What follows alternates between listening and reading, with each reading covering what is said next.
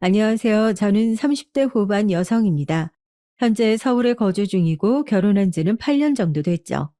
딸이 하나 있는데 내년에 초등학교로 갑니다. 꼬물거리면서 기어다니던 게 엊그제 같은데 벌써 이만큼 컸네요.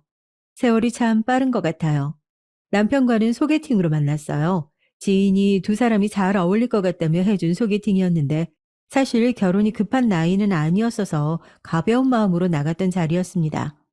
당시에 남편이 절 무척이나 마음에 들어 했어요. 요즘 여자 같지 않다면서요. 물론 지금 생각해보면 그게 마냥 칭찬같이 생각되지는 않지만 말입니다. 당시 저는 20대 후반이었고 남편은 30대 중반이었거든요.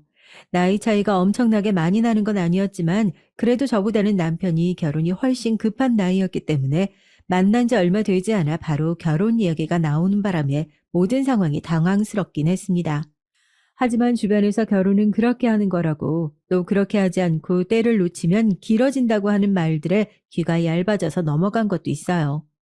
그리고 무엇보다 당시에 남편이 저에게 참 잘했습니다. 아프다고 그러며 몰래 집 앞에 죽을 사두고 조용히 돌아가거나 과하지 않은 선물들을 가족들 것까지 자주 챙겨주곤 했죠. 주변에서 그런 사람 잘 없다고 부모님도 상당히 마음에 들어 하셨거든요. 사실 저도 그 전에 늘 제가 좋아하는 연애들은 했던지라 그렇게 챙김을 받고 또 다정하고 자상한 사람들에게 약해져 있었던 것도 같고 말이죠. 결혼은 이런 사람이랑 하는 거구나라는 생각을 많이 했던 것 같습니다. 그래서 소개팅하고 연애를 시작한 지 1년이 채 되지도 않아 받은 프로포즈에 마음이 좀 싱숭생숭하긴 했지만 오래 고민하지 않고 그렇게 하겠다고 받아들였어요. 저희 집이나 남편의 집이나 집안은 비슷비슷했거든요. 적당한 중산층의 적당히 배운 형제들, 그리고 적당히 괜찮은 부모님의 직업. 다른 건 다 비슷했습니다. 한 가지 굳이 차이 나는 점을 하나 꼽자면 남편이 저보다 학벌이 직장이 더 좋기는 했어요. 뭐 엄청나게 차이가 있는 건 아니었지만 그래도 그랬습니다. 사실 그 부분에 대해서는 정말 신경을 하나도 쓰지 않았거든요. 원래 보통 그런 경우가 많기도 하거니와 저와 남편이 나이 차이가 꽤 났던 탓에 그런 부분에 있어서는 정말 아무 신경을 쓰지 않았습니다. 그런데 그 부분을 처음 신경 쓰게 된 건 처음으로 남편 어머니, 그러니까 시어머니에게 인사를 갔을 때의 일이었습니다. 원래 이런 기우는 결혼을 시키는 게 아니랬는데. 제가 뭐 그렇게 대단하다고 이러세요. 네가 뭐 안 대단하냐? 그 좋은 대학에, 그렇게 좋은 회사에. 저 정도 되는 사람 나가면 깔렸어요. 그리고 어머니 눈에 꼭 차는 여자들은 저랑 결혼 안 해요. 더 잘난 남자들이랑 하려고 하지. 또 저는 이 사람이 너무 좋고요. 하여간 욕심이 없어요, 욕심이. 30대 중반의 노총각 장가 보내면서 참 따지는 게 많다는 생각을 속으로 했던 적이 있었던 것 같습니다. 물론 남편이 중간에 잘해준 덕에 큰 잡음 없이 지나갔지만 사실 시어머니의 성격 파악이 한 번에 가능했던 터라 걱정이 되지 않는 건 아니었어요. 하지만 뭐 어차피 할 결혼 나를 이렇게 생각해주고 좋아해주는 사람과 하자는 마음으로 하게 됐던 것 같습니다. 하지만 남편이 좋아서 모든 걸 이겨내기엔 시어머니는 보통이 아닌 사람이었긴 했어요. 상견례 날도 정말 장난이 아니었거든요. 사실 우리 애가 너무 1등 신랑감이라 좀 아깝긴 하잖아요. 아, 예. 세상 모든 부모는 자기 자식이 제일 아까운 법이죠. 아니, 저는 그 말이 아니고, 참, 그만해. 그날도 남편이 아깝다는 걸 계속해서 어필하고 싶어 했지만 시아버지에게 한 소리 듣고는 말을 멈췄거든요. 나중에 남편에게 듣기로도 집으로 가는 내내 시아버지에게 혼이 났다고 들었습니다. 부끄럽게 사돈댁 어른들 앞에서 그게 뭐 하는 짓이냐고 말이죠. 시어머니는 제게 큰 소리를 뻥뻥 치긴 했지만 시아버지에게는 늘 정말 찍소리도 못 하셨거든요. 그래서 늘 제 편을 들어주는 시아버지 덕에 그동안은 버틸 수 있었습니다. 제가 요리를 그다지 잘하는 편이 아니고 또 저희 집은 원래 제사를 지내지도 않았거든요. 그래서 시집을 오고 명절에 제사를 지내기 시작하면서 한 번도 해보지 않았던 일들을 하게 됐습니다. 그때도 마찬가지로 참 많이 괴롭히셨는데 그것도 시아버지가 중간에 많이 제 편을 들어주셨어요. 너는 어떻게 된 애가 이런 것도 할 줄 모르니? 아휴, 집에서 집안 교육을 어떻게 받은 거야? 사실 저는 어이가 없었던 게 하나 있는 시누이도 정말 자기 손으로 라면 하나 제대로 안 끓이는 사람이었거든요. 자기 딸도 그러고 있는데 저한테 이러는 게 너무 어이가 없어서 억울하던 찰나 시아버지가 그 소리를 듣고 말했어요. 당신이 그런 말 하면 안 되지. 저기 저 방에 처 누워있는 애도 지 손으로 김치볶음밥 하나 못해서 엄마한테 해달라고 하는 앤데. 아니, 당신은 누구 편이에요? 누구 편인 게 문제가 아니고 나는 사실을 말하는 거야. 30 넘은 어른이 자기 손으로 음식 하나 못해가지고 엄마한테 매일 이거 해줘 저거 해줘. 그런 애를 떡하니 두고 며느리한테 그런 말을 하면 쓰나? 그러면 자네도 딸 교육 제대로 못한 건가? 그거야 본인 일이 바쁘니까 그런 걸 할 시간이 없는 거죠. 얘도 회사 다니면서 자기 일 하잖아. 본인 방에 누워서 아무것도 안 하는 쟤부터 잡고 그런 얘기를 해. 나 같으면 부끄러워서 그런 말 못하겠구먼. 그러고는 시아버지가 쯧쯧하면서 혀를 차고 지나가셨던 적이 있어요. 사실 다 맞는 얘기라 아무 말도 못하고 그저 저만 노려보셨던 기억이 납니다. 한 번은 또 이런 일이 있었어요. 신우이가 결혼하겠다고 사윗감을 데려온 날이었죠. 사윗감이 조건이 상당히 괜찮았거든요. 거긴 집안도 시댁보다 꽤 좋아서 차이가 좀 났습니다. 게다가 나이도 또래였고 그래서 그쪽 집안에서 신우이를 그다지 마음에 들어하지 않는다는 이야기를 전해 들었을 때 저도 속으로 솔직히 그럴만하다 생각은 하긴 했었거든요. 그런데 시어머니는 자기가 했던 말과 행동을 생각하지도 않고 정말 불같이 화를 내시더라고요. 아니, 우리 애가 뭐가 부족해? 원래 남자 쪽이 조금 더 괜찮은 건 당연한 거 아니니? 뭐가 그렇게까지 차이가 난다고 그 난리야? 그 집 엄마도 참 유난이다 유난이야. 이 이야기를 듣는데 진짜 좀 약간 우습더라고요. 저한테 했던 게 생각이 나서 말입니다. 저랑 남편은 그거보다 훨씬 덜 차이가 나는데도 그 난리를 떨어놓고 말이죠. 자기가 안 그랬으면 무슨 상관이냐 했겠지만 본인이 한 행동을 생각하면 절대 할 수 없는 말이잖아요. 다 업보지 업보야. 당신 며느라기 들어올 때 생각해봐. 내가 뭘요? 내가 뭘요라니 아이고. 자네 더 했으면 더 했지 절대 덜하지 않았는데 그거보다 지연이는 더 차이가 나는데 당연히 마음에 안 들 수도 있지. 시어머니는 뭐라 반박하고 싶어 했지만 본인도 민망하긴 했는지 입을 다물긴 하더라고요. 그리고 그 결혼은 결과적으로 파투가 나긴 했습니다. 그런데 그건 사실 집안이 차이가 나서는 아니었고 예단과 혼수 문제로 양측 집안에서 싸움이 난 게 원인이긴 했어요. 사실 그것도 시어머니가 이유였습니다. 사실 시어머니가 노골적으로 덜 보내고 더 많이 받길 원하신 게 맞긴 해요. 아마 그쪽 집에서 결혼을 허락하고 신랑 측의 시누이를 많이 좋아하는 것 같으니 그걸 무기 삼아서 그런 거긴 할 거예요. 하지만 그 예비 신랑은 굉장히 똑똑한 사람이었어요. 자기의 미래를 제대로 바라본 거죠. 저런 장모님은 도움이 되지 않는다는 걸 안 겁니다. 게다가 그 문제로 시누이랑 많이 싸우기도 했대요.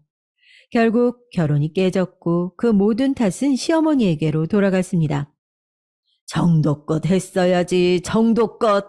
어? 이렇게 될 줄 당신만 몰랐어, 당신만. 아니, 내가 뭐 일부러 그랬어요? 자식들 가지고 장사하는 것도 아니고, 매번 뭘 그렇게 많이 받으려고 그 난리야? 그냥 애들이 좋아하는 사람이랑 결혼해서 잘 사는 거, 그거 하나면 안 돼? 당신 제대로 된 부모가 맞기는 맞아. 자식 가지고 장사라니요. 말이 너무하잖아요. 하나라도 더 받겠다고 기싸움하고, 응? 그걸로도 애들 탓해서 애들끼리 싸우게 만들고.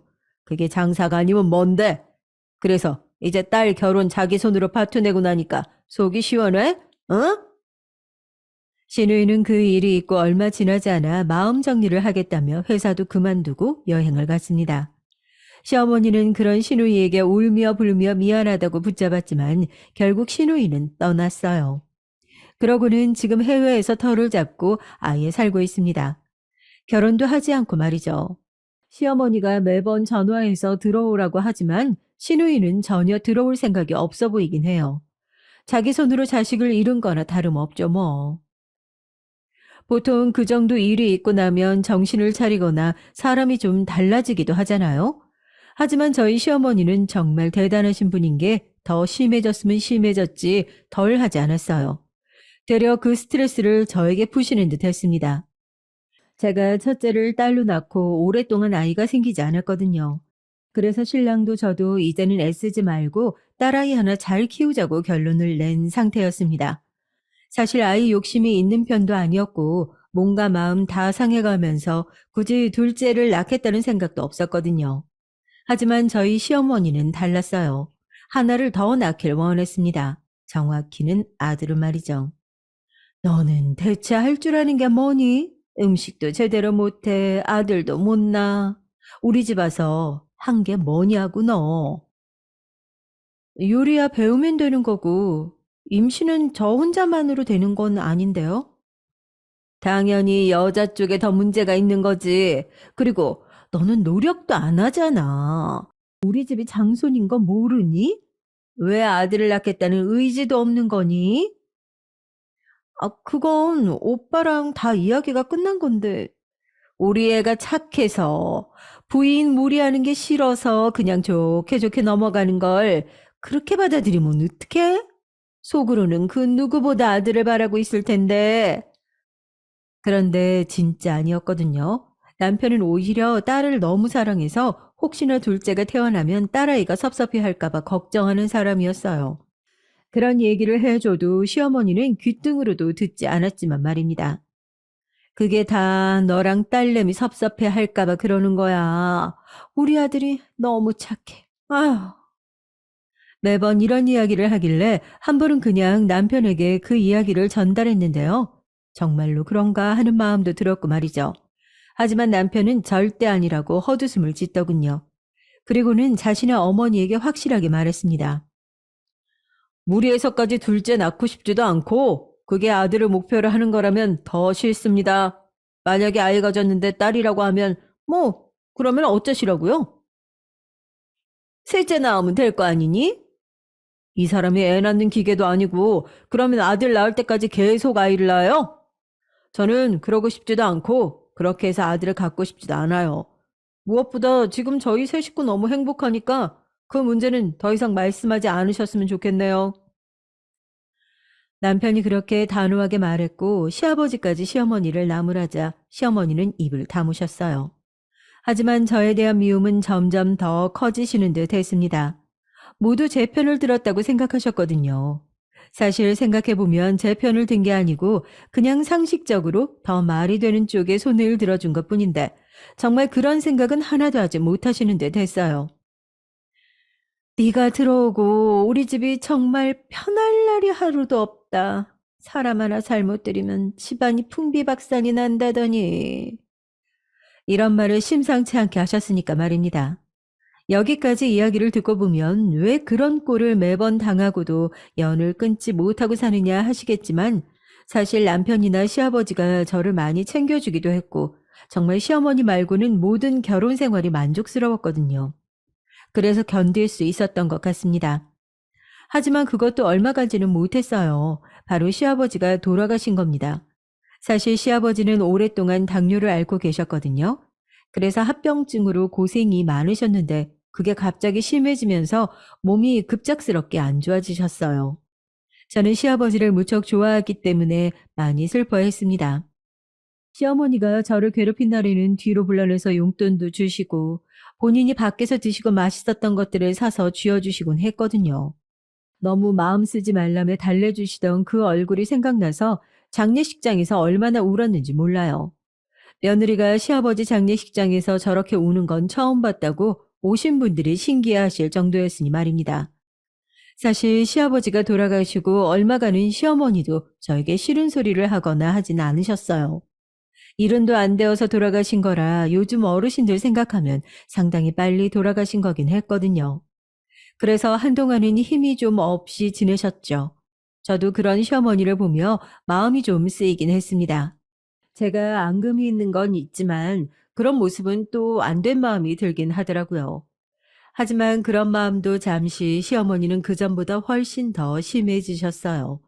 물론 저를 향한 괴롭힘 말입니다. 정말 시도 때도 없이 불러내서 이거 해라 저거 해라 시키는 건 일상이었고 그것들을 시키는 이유도 오로지 트집을 잡기 위함인 게 느껴졌어요. 창틀 좀 닦으라니까 왜 그렇게 더러워?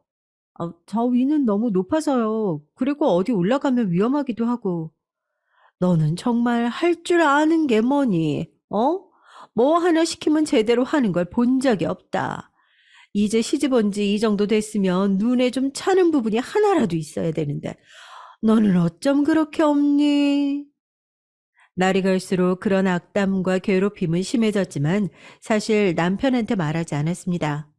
시아버지가 돌아가신 지 얼마 되지 않아서 허한 마음에 더 저러시는 거겠거니 한 마음도 있었고 가장 큰 이유는 남편이 정말 너무 바빴거든요. 회사 일이 정신없어서 매일같이 새벽에 들어오는데 그런 문제까지 더해주고 싶지 않았어요. 어느 날은 제 안색이 좋지 않았는지 무슨 일이 있는 게 아니냐고 물어봤지만 그냥 아무 말도 하지 않았습니다. 그냥 컨디션이 좋지 않다고만 했죠. 그리고 사실 결혼한 지 좀 되다 보니 남편도 저도 서로에게 그전과 같이 신경을 쓰고 하는 부분도 많이 흐려졌고 말입니다. 내심 남편에게 섭섭한 마음들이 들던 시기이기도 했던 것 같아요. 그래서 더더욱 말하지 않고 말입니다. 그러던 어느 날이었어요. 다 너 때문이야. 다 너 때문이라고.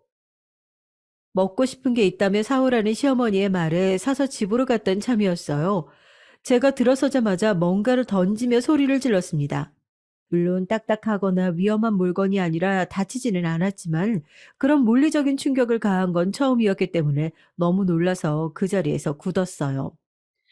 너 같은 거랑 결혼을 시키지 말았어야 돼.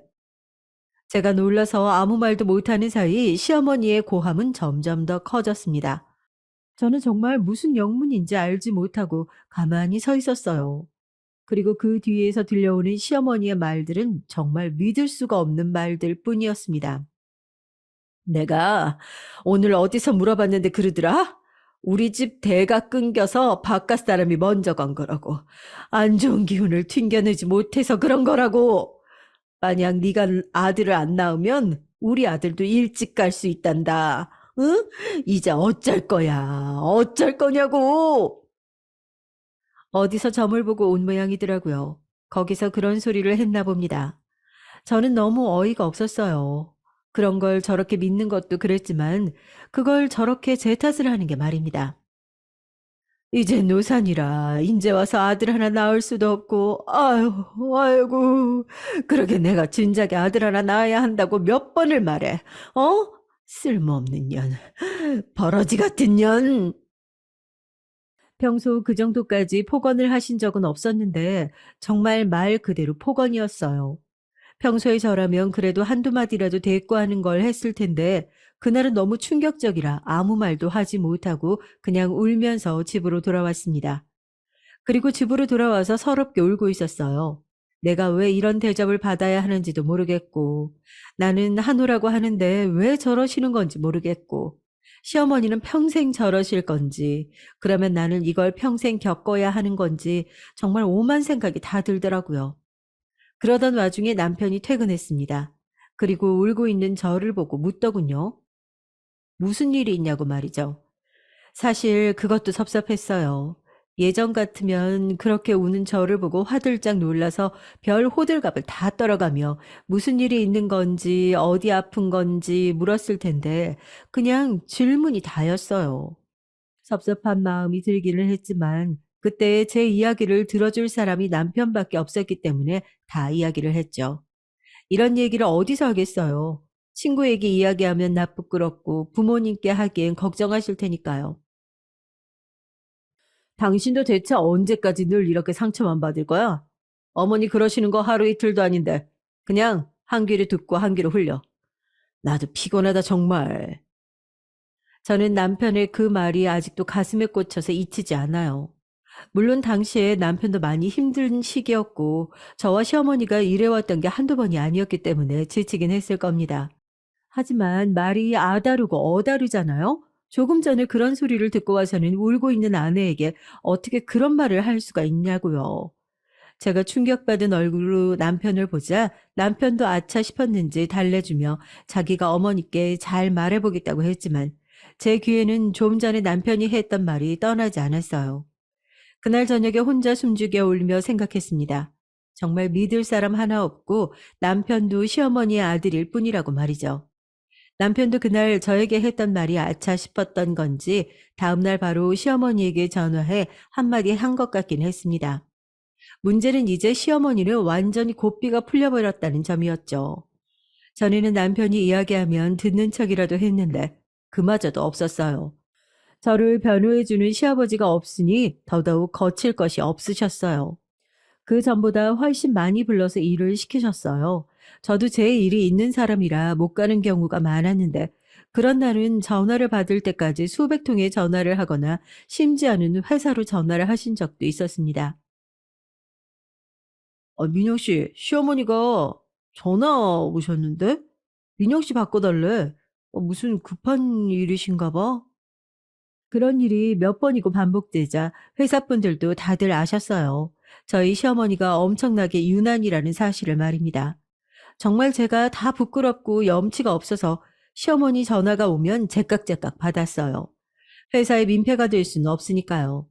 저는 하루가 다르게 말라갔죠. 그리고 사람이 이렇게 피폐해 줄 수 있나 싶게 피폐해졌습니다. 사실 그날 이후로 시어머니가 난리를 부려도 남편에게 말하지 않았거든요. 어느 날은 제가 정말 안 좋아 보였는지 남편이 무슨 일이냐고 묻더라고요. 하지만 당시에 저는 정신적으로 매우 몰려있는 상태이기 때문에 그런 남편의 걱정도 삐딱하게 들렸습니다. 왜? 당신 어머니 나한테서 치워주기라도 하게? 말을 왜 그렇게 해? 내가 말 이렇게 안 하게 생겼어? 매일같이 전화해서 이거 해라 저거 해라 난리셔. 내가 혹시나 전화를 안 받으면 회사에까지 전화하신다고. 내가 얼마나 창피했는지 알아? 회사 사람들 다 알아. 당신 엄마가 엄청난 유난이라는 거. 그러고는 주저앉아 엉엉 울었습니다. 그동안 쌓였던 걸 다 토해내듯 말입니다. 남편은 그제서야 심각성을 조금 느끼는 듯 했지만 이미 저는 남편에게 마음의 벽을 쌓은 다음이었거든요. 그리고 남편이 해결해 주려 했지만 시어머니도 이미 거칠 것이 없는 상태였고 말이죠. 당분간 회사를 쉬는 게 어때? 남편의 그 제안은 저도 받아들였어요. 휴직계를 냈습니다. 제정신으로 회사에 다닐 수도 없었을 뿐더러 회사 분들에게 민폐를 끼치고 싶지 않았거든요. 그래서 쉬게 됐습니다. 네가 할 줄 아는 게 뭐가 있다고 회사까지 쉬니? 너는 그러면 이제 너무 쓸모가 없구나. 어? 내 아들 벌어다 주는 돈 쓰면서 집에서 팽팽 놀겠다고? 나는 그 꼴 못 본다. 제가 회사를 쉬게 됐다는 사실을 아시자마자 제일 먼저 하신 말씀이 저겁니다. 어머니께 당신 불러내지 말라고 안 나갈 거라고 했으니까 혹시 불러내시더라도 그냥 무시하고 나가지 마. 이제 회사로도 전화 안 올 거니까 그냥 무시해. 그게 말이 쉽지. 당신은 안 당해봐서 몰라. 그럼 내가 뭘 더 어떻게 해야 돼? 나도 최선을 다하고 있어. 어머님 손발을 묶어놓을 수도 없는 거잖아. 저희는 정말 매일같이 싸웠어요.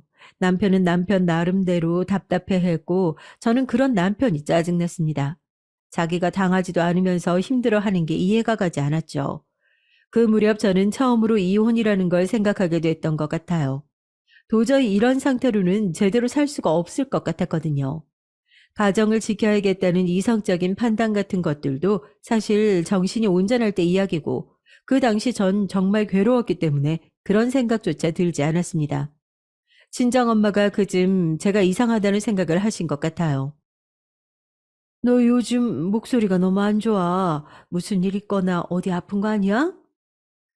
무슨 일이 있을 게 뭐 있어. 그냥 환절기라 감기 걸려서 그래.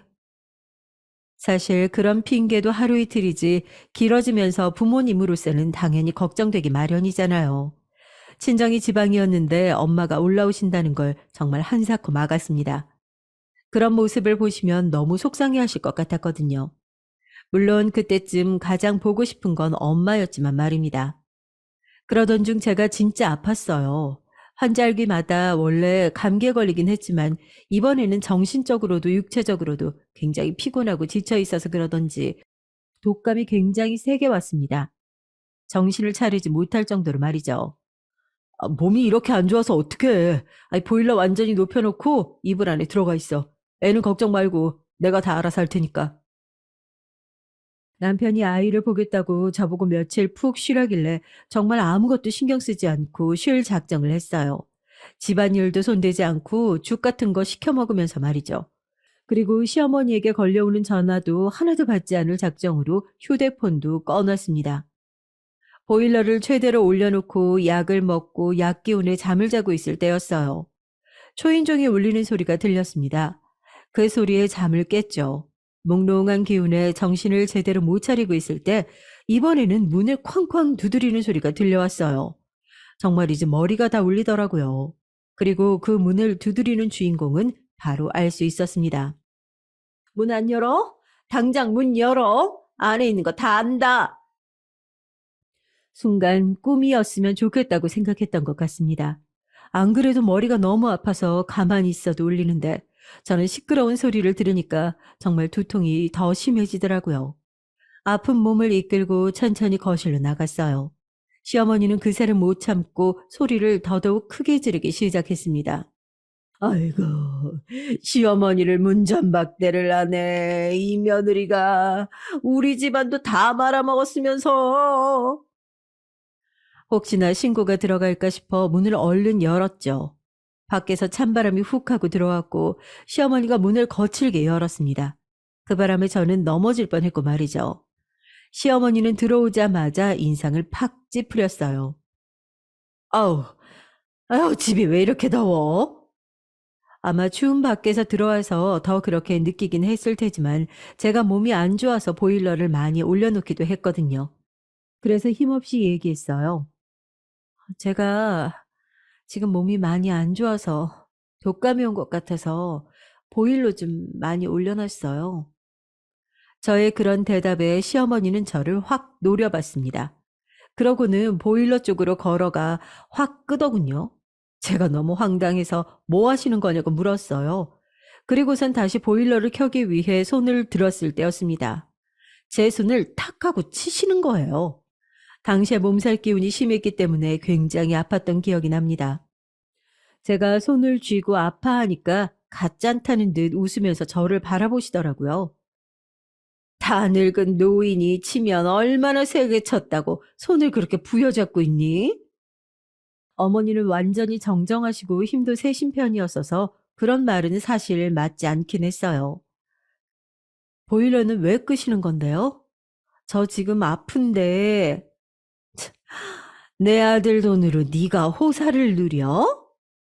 사실 평소 같으면 그렇게 막무가내로 나오는 시어머니에게 적당히 맞춰줬을지도 모릅니다. 하지만 저는 그 당시에 쌓일 만큼 쌓여 있었고 몸도 많이 아팠어요. 아픈데 보일러를 확 꺼버리는 그 시어머니의 모습에 서럽기도 하고 어떤 울화가 치밀어 오르더군요. 그래서 있는 힘을 다해 소리를 질렀습니다. 호사가 아니라 지금 제가 아프다고요. 그리고 이 정도 돈도 저도 벌고 있어요. 벌고 왔는데 무슨 호사예요? 어머니, 제발 좀 적당히 하세요. 제 그 말에 시어머니는 기가 찬다는 듯 저를 바라봤습니다.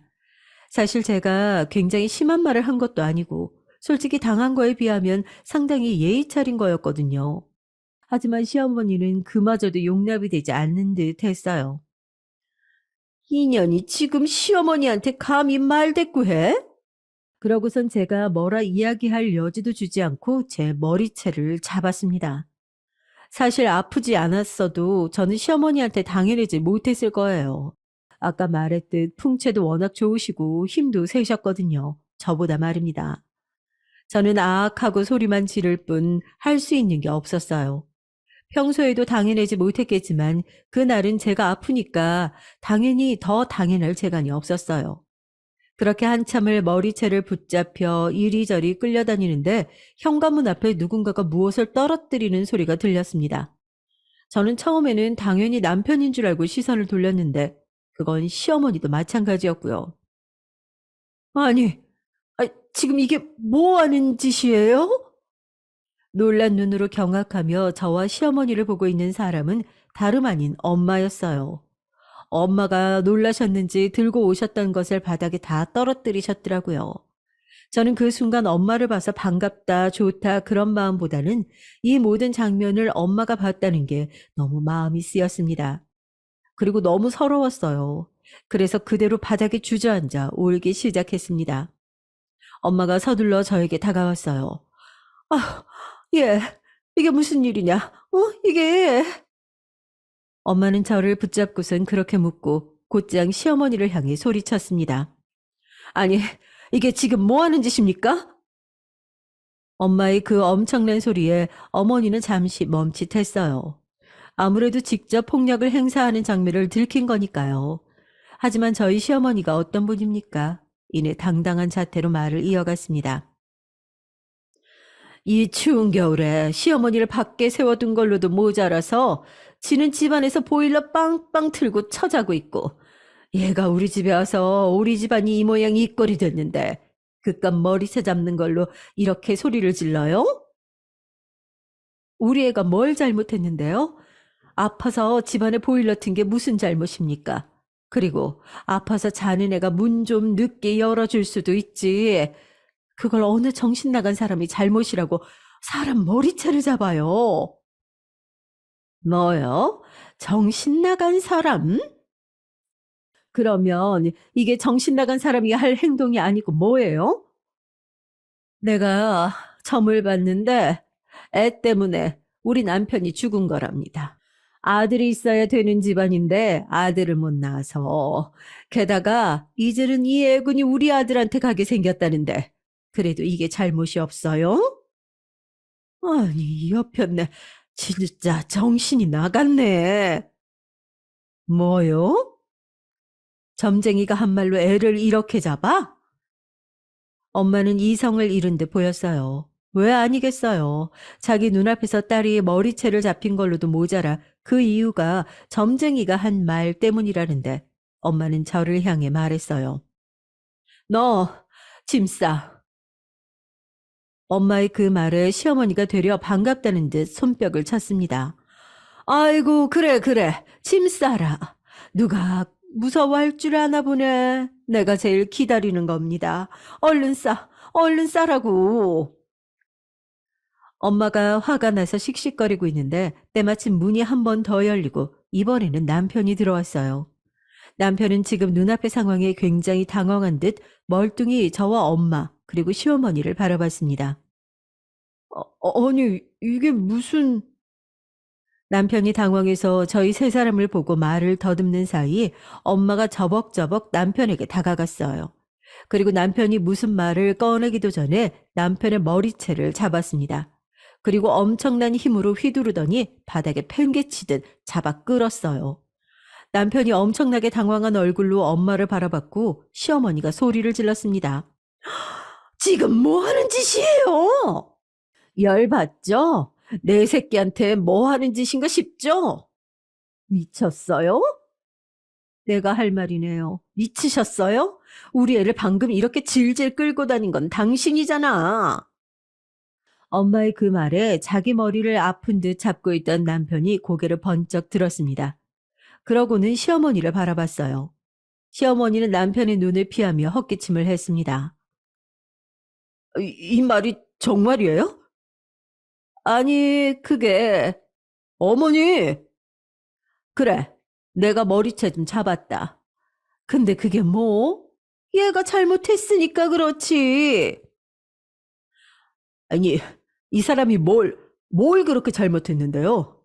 어머니 그 망상 속에 점쟁이가 한 말도 안 되는 말이고, 다 어머니가 이상하고 쓸데없는 고집 피우시는 거잖아요. 아니, 얘가 방금 머리채를 잡혀놓고도 저 집안 식구들 편을 들 생각이 들어? 어머니가 아픈 이 사람 머리채를 먼저 잡았다면서요. 남편이 정말 큰 소리로 버럭 소리를 질렀어요. 그 소리가 모두가 놀랄 만큼 말이죠. 시어머니도 그런 남편의 모습에는 조금 겁을 먹었는지 주춤하는 모습을 보이긴 하더라고요. 나는 다 우리 가족과 너를 위해서. 이게 무슨 우리 가족과 저를 위한 거예요? 저는 어머니 때문에 불행한데. 나 때문이 아니라 인연 때문이라고. 사람 잘못 들인 걸 이렇게 돌려받는 거라고. 시어머니는 정말 도통 말이 통하지 않았습니다. 저는 그때 이 문제를 해결할 수 없을 것 같다는 생각을 처음으로 했던 것 같아요. 시어머니의 저 생각을 절대 바꿀 수 없고 나는 평생 시어머니와 관계가 좋아질 수 없으니 또 나는 저 사람과 시어머니와 며느리와 관계로 있는 이상 절대 평온하게 살 수 없겠구나 하는. 짐 챙겨라. 장모님, 엄마도 같은 생각을 하신 것 같더라고요. 엄마의 얼굴은 제가 본 중 가장 무섭고 단호했습니다. 그 어떤 말도 통하지 않을 것 같은 모습이었어요. 이 집에 더 이상 우리 애 못 두네. 우리 애 말라 죽기 전에 내가 데리고 가야겠으니까 그런 줄 알아. 자네 어머니가 저 지경이면 자네는 진작에 연을 끊어내든 어쨌든 무슨 수를 썼어야지. 그러지 않은 걸 보면 앞으로도 그럴 생각이 없는 뜻이라 마찬가지니까 나는 우리 애 데리고 가겠네.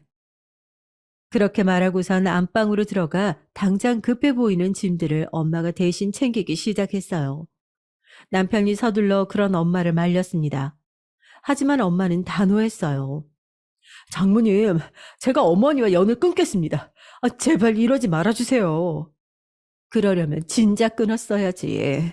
우리 딸은 이렇게 병이 났는데. 엄마는 그대로 저를 끌고 집을 나오셨어요. 저도 사실 더는 버틸 자신이 없었기 때문에 엄마가 잡아주는 손을 핑계 삼아 그 집을 나왔습니다. 집을 나와 아이를 맡겨둔 곳에 가서 아이를 데리고 나왔어요. 그리고 바로 친정으로 내려갔습니다. 저는 정말 많이 지쳐 있었어요. 사실 힘들다는 생각을 많이 하긴 했었지만 그 정도로 제가 지쳐 있다는 생각을 크게 하지는 못했었는데 친정에 내려가니 정말 제가 지쳤었다는 게 너무 체감이 되긴 하더라고요. 정말 하루 종일 아무것도 하지 않고 자기만 했습니다. 자도 잠이 오더라고요. 정말 아무것도 하기가 싫었어요. 몸이 아팠던 탓도 있었지만 정말이지 무기력했었거든요. 부모님이 걱정을 많이 하셔서 애써 보려고 했지만 도저히 힘이 나질 않았습니다. 그런 제 모습을 보고 부모님은 정말 이혼을 시켜야겠다 확신이 서신 것 같았어요. 저 대신 많은 것들을 알아봐 주시고 준비해 주셨습니다. 그 사이 아이의 어린이집도 친정 쪽으로 옮겼는데 서울보다 조금 더 친화적인 환경 덕에 아이도 금방 적응하는 듯 했죠. 엄마, 나 전에 살던 곳보다 여기가 훨씬 좋아. 다시 안 가면 안 돼? 이런 말까지 할 정도니까 말이죠. 남편은 끊임없이 연락이 왔지만 그때쯤 저는 휴대폰도 부모님이 가지고 계셨거든요. 혹시나 시어머니께서 연락이 올까 하는 걱정에 그러셨던 것 같아요. 사실 저도 그땐 휴대폰 벨소리만 들려도 놀라긴 했고 말이죠. 아무튼 부모님 덕에 제가 신경 쓸 것 없이 이혼 준비가 차근히 잘 되었습니다. 물론 그런데도 당사자인 제가 없이는 진행되지 않는 부분들이 있었지만 말입니다. 한 번은 남편을 만나야 한다고 생각했어요. 얼굴 한번 보지 않고 갈라설 수는 없으니 말입니다. 그래서 정신이 좀 든 후 엄마와 함께 서울로 올라갔어요. 미처 다 가지고 모으지 못한 짐도 챙기고 이혼 문제를 이야기하기 위해서요. 집으로 가서 짐을 한창 챙기고 있는데 문이 열리는 소리가 들리더군요. 남편인 줄 알고 나가보니 남편이 아니라 시어머니였습니다. 제가 정말 놀라서 흠칫했죠. 마침 엄마는 마실 걸 사러 간다며 잠시 자리를 비운 상태였거든요.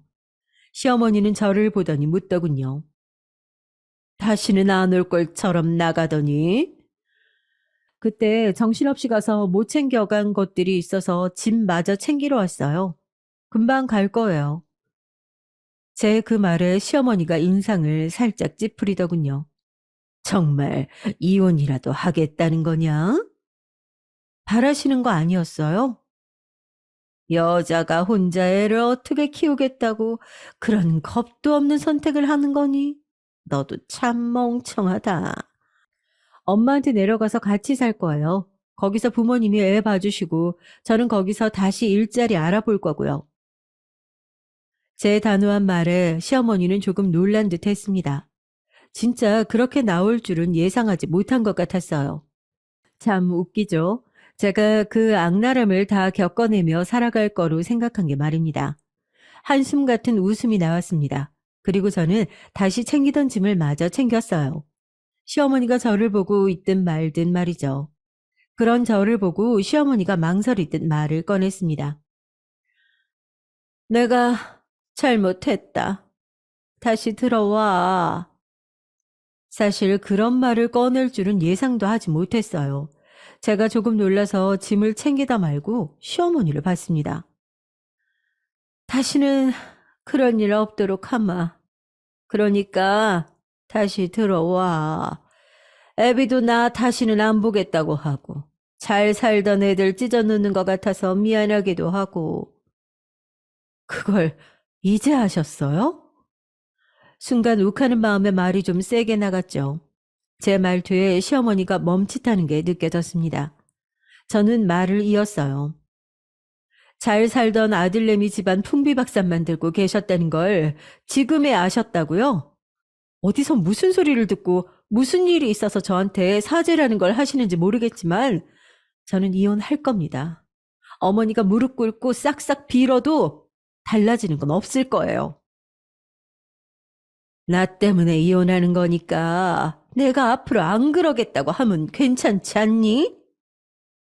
저는 어머님 얼굴만 봐도 숨이 막혀요. 휴대폰으로 누가 전화만 해도 벨소리만 들려도 심장이 내려앉고요. 한동안은 집에 내려가서 아무것도 하기가 싫었어요. 그런 거 보고 우울증이라고 하더라고요. 저는 더 이상 어머니와 관련된 곳에서 살기 싫어요. 그 사람도 어머님 아들이잖아요. 그 이유 자체만으로 저는 그 사람이랑 안 살 거예요. 아니, 못 살아요. 제 그 말에 시어머니가 뭔가 대꾸를 하려는데 엄마가 먹을 것들을 좀 사들고 오셨습니다.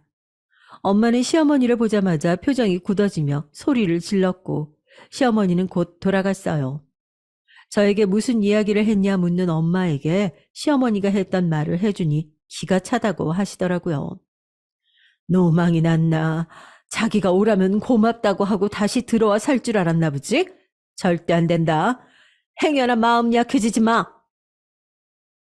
짐을 다 챙겨 나와 차에 두고 남편을 만나기로 한 장소로 갔습니다. 엄마도 따라가겠다고 말했지만 둘이 함께 할 이야기가 있다고 말렸어요. 엄마는 두 번, 세 번 절대 다시 합친다는 둥 그런 소리 하면 안 된다고 신신당부하셨습니다. 웃으며 알겠다고 했어요. 저도 그럴 생각이 없었거든요. 한 달 후에 만난 남편의 모습은 확 달라져 있긴 했어요. 굉장히 피곤해 보이고 어딘가 아파 보였습니다. 살도 많이 빠졌더라고요. 안쓰럽다는 생각이 들긴 했지만 그렇다고 마음이 흔들리거나 하지는 않았어요. 그런 걸로 흔들리기엔 제가 겪은 고통이 너무 컸습니다. 어머니가 점을 보셨다는 그 점쟁이가 사실은 부적이랑 굿 때문에 이상한 거짓말을 하면서 돈 뜯어먹은 사기꾼으로 밝혀졌다나 봐. 그래서 얼마 전에 잡혀갔대. 나한테 오셔서 당신한테 미안했다고 하면서 그러시더라고. 그 이야기를 들으니 오늘 어머님이 저에게 왜 사과했는지, 왜 다시 들어와 달라고 했는지 알겠더라고요. 정말 기가 찼습니다. 결국은 이유라는 게 말이죠. 염치 없다는 거 알고 당신에게 정말 힘든 일이라는 것도 알지만 나는 당신이랑 헤어지기 싫어. 우리 딸이랑도 어머니는 다시 안 그러실 거야. 그리고 그러시면 이번에는 정말로 연을 끊을 거고 당신이 한 번만 더 봐주면 안 될까? 나 이제 정말 숨이 막혀. 어머님 얼굴만 봐도 목소리만 들어도 하다못해 휴대전화 벨소리만 들어도 철렁해. 어머님 관련된 모든 것들 보기만 해도 생각만 해도 그렇다고. 당신이 연을 끊더라도 어머님은 당신 어머님이잖아. 그 사실 바뀌지 않는 한 나는 당신이랑 못 살아. 그게 내가 절대 당신이랑 다시 살 수 없는 이유고. 여보, 그리고 당신 바쁘다는 이유로 사실상 방관하고 있던 거랑 마찬가지였잖아. 나 힘든 거 몰랐다고 할 수 있어? 하루하루 그렇게 말라갔는데 못 먹고 힘들어서 몸이 그렇게 되는 동안 정말 몰랐어? 아니잖아.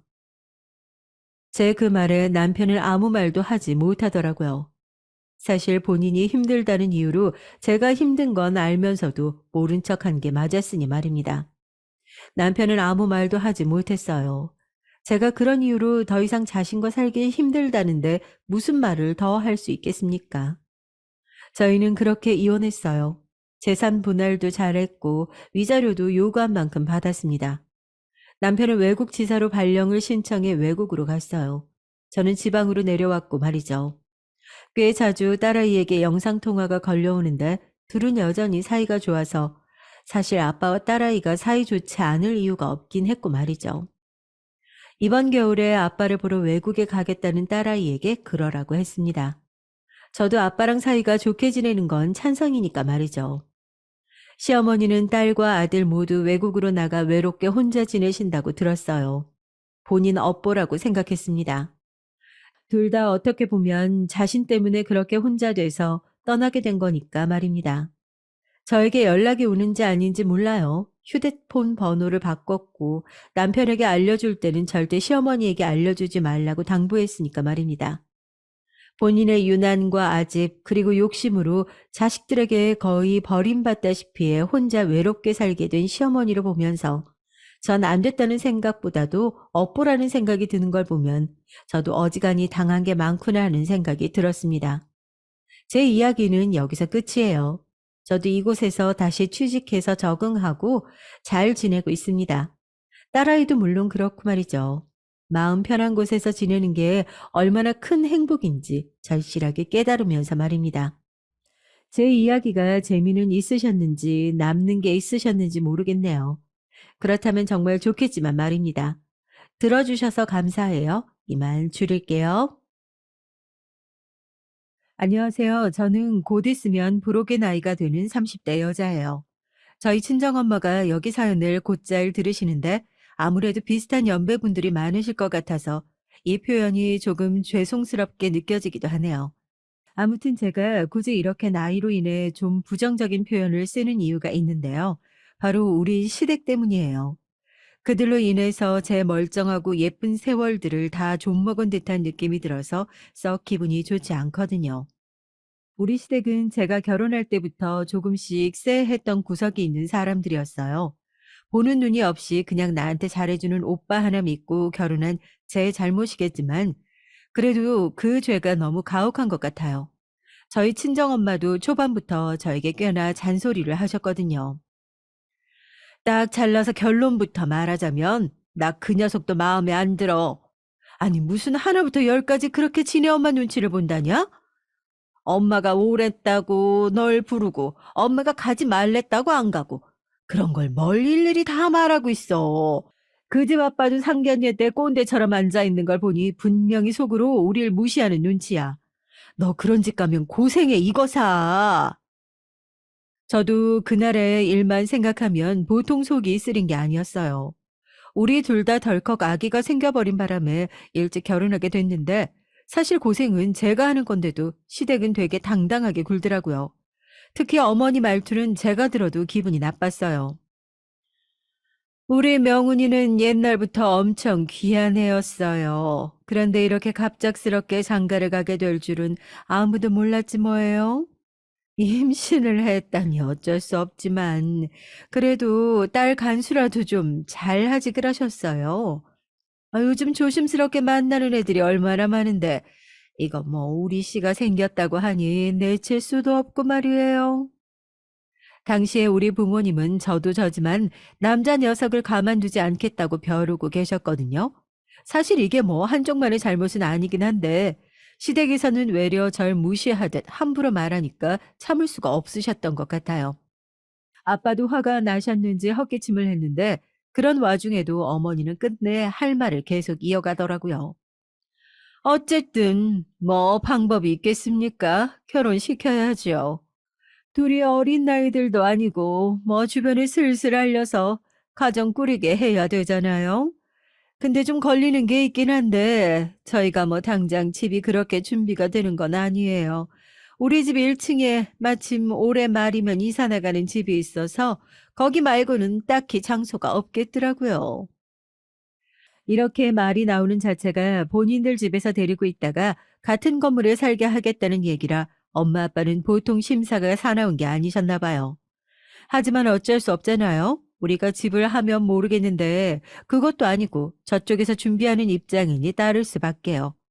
콧김을 마구 들이쉬며 엄마가 씩씩거리는 소리가 들렸는데 그런 와중에 어머니가 하신 제안은 많이 당황스럽더라고요. 그래도 일단 결혼식은 시켜야겠고 예단이나 이런 것도 생략하고 갈 수는 없는 거잖아요. 보시다시피 우리 집은 아들이 얘 하나뿐이거든요. 저희도 딸이 있긴 있지만 그래도 아들 장가는 좀 다르니까요.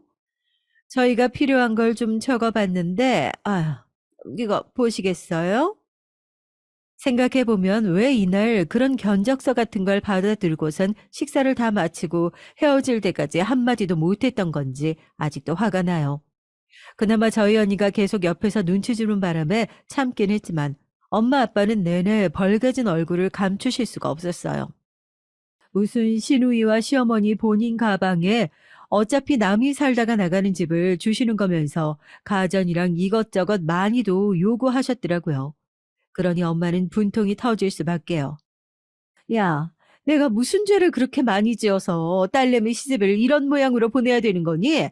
아유, 진짜 뱃속에 애기만 아니었으면 내가 애진작이 수백 번은 엎어졌을 결혼인데. 이래서 딸 가진 죄인이라고 하는 건지 원. 너 대답 좀 해봐.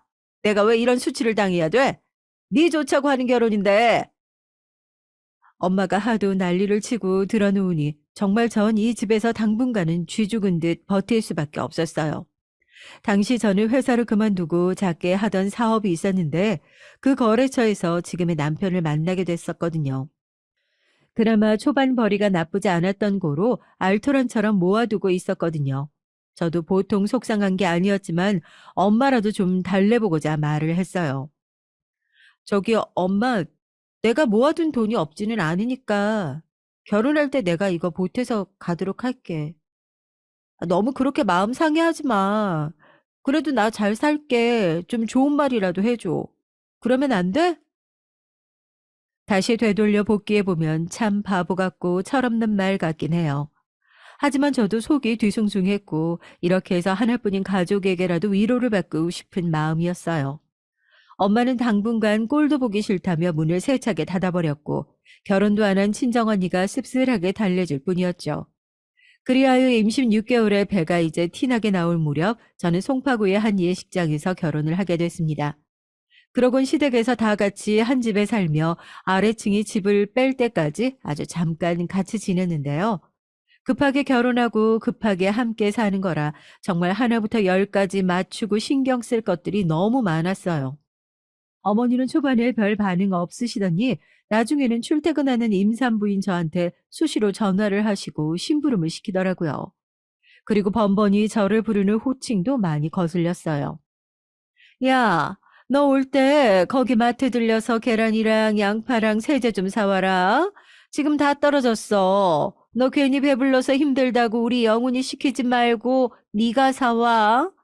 애 생긴 걸로 유난 부리고 남자 잡는 거 아니다. 나는 네 남편 임신하고 더 막노동하듯이 살았어. 그래도 애는 잘만 건강하게 태어나더라. 심지어 이런 전화가 오는 것은 오전 일찍이었고 제 퇴근은 6시 이후인데 일찍이 뭘 저렇게 부탁을 하시는 거예요. 저 어머니, 근데 제가 지금 당장 갈 수가 없어요. 저녁에 갈 건데 그때까지 괜찮으시겠어요? 이 말을 하면서도 얼마나 속으로 꾹꾹 눌렀는지 몰라요.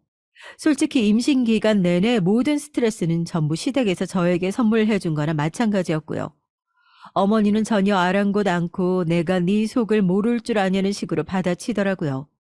야, 누가 지금 당장 필요하대? 이따 저녁에 천천히 사오라고. 우린 지금 있는 걸로 해먹으면 되니까. 그리고 말 나온 김에 잘 됐다. 고기 좀 사와라. 영수증 갖고 오면 돈 줄 테니까. 알았지?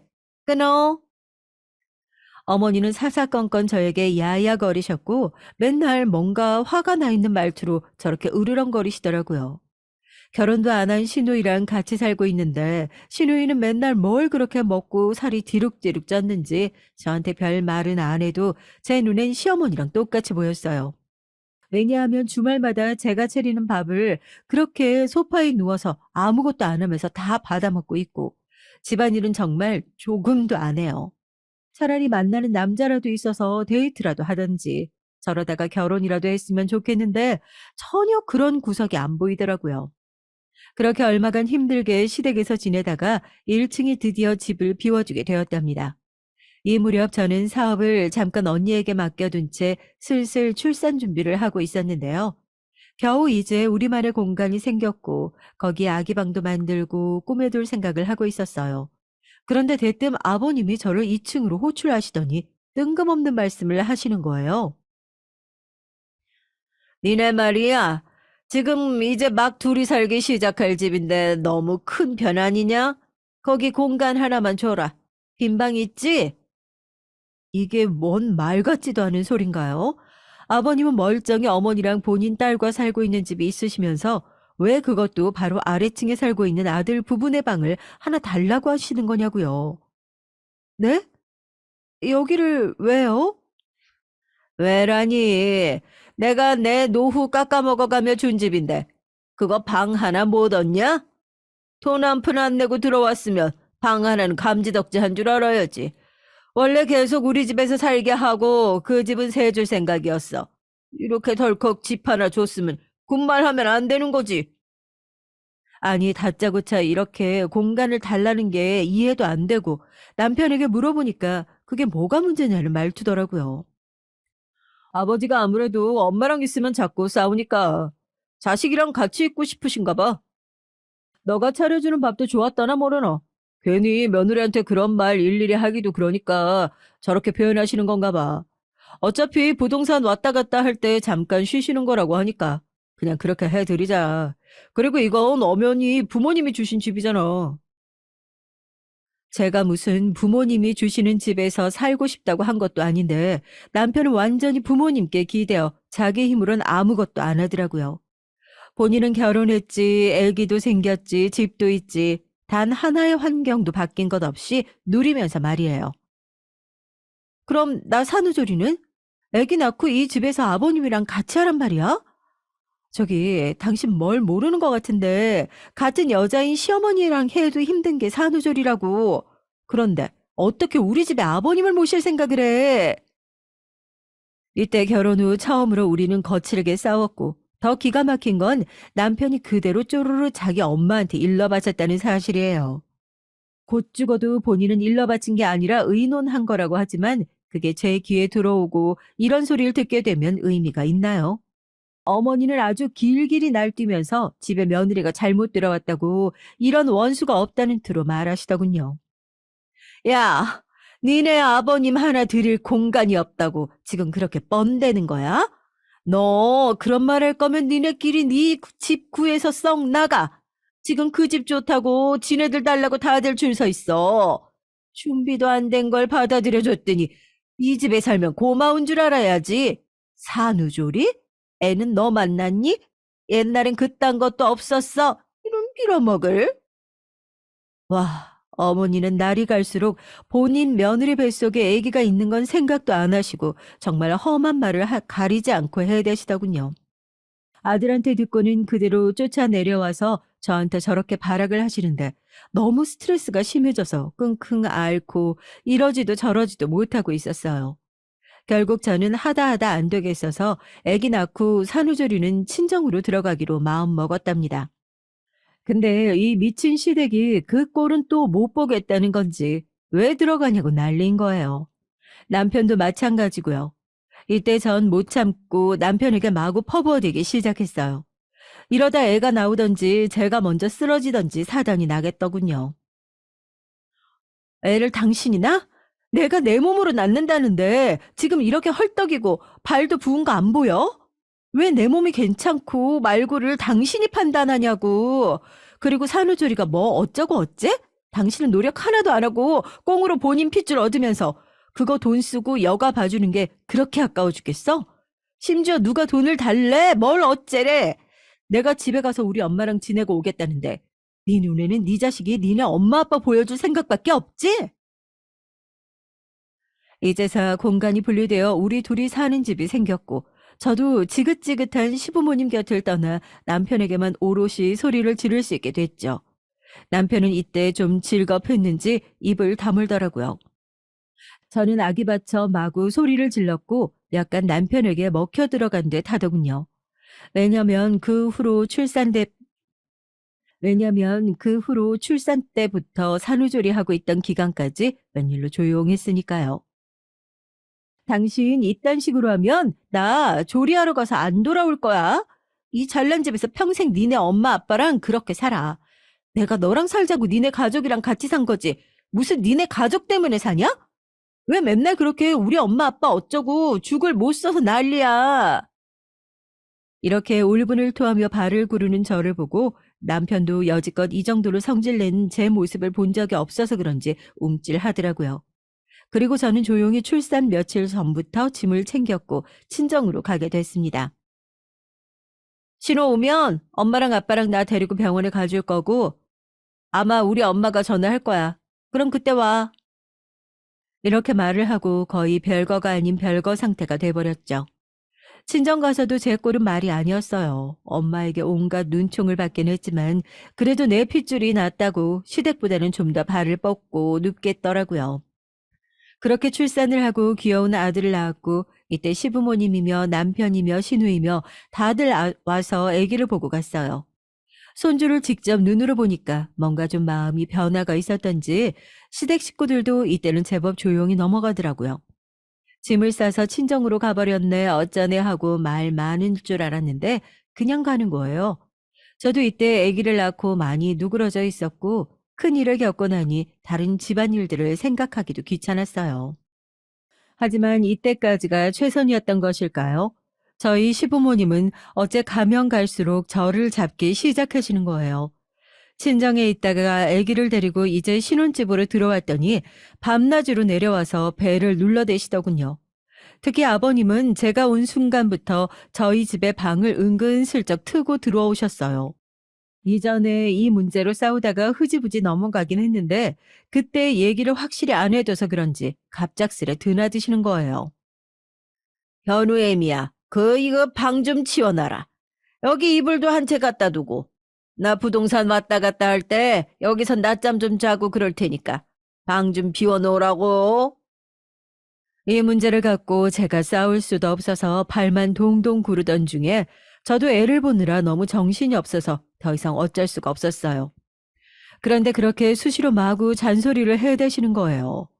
왜 출근은 맨날 일정한 시간을 안 정해놓고 자꾸 들락날락 하시는 건지 갈수록 저와 아버님의 사이는 악화되어 갔죠. 때마침 남편은 출장을 갔고 회사 일도 스트레스가 많아서 그런지 제가 이런 말을 해도 전혀 제 편이 되어주지 않는 거예요. 그러니 제가 생각할 수 있는 탈출구는 단 하나밖에 없더라고요. 애를 어린이집 보내고 저는 일터로 나가는 것밖에요. 제가 좀 쉬고 있을 무렵 우리 친정언니가 제 일을 그대로 맡아주어서 해주고 있었어요.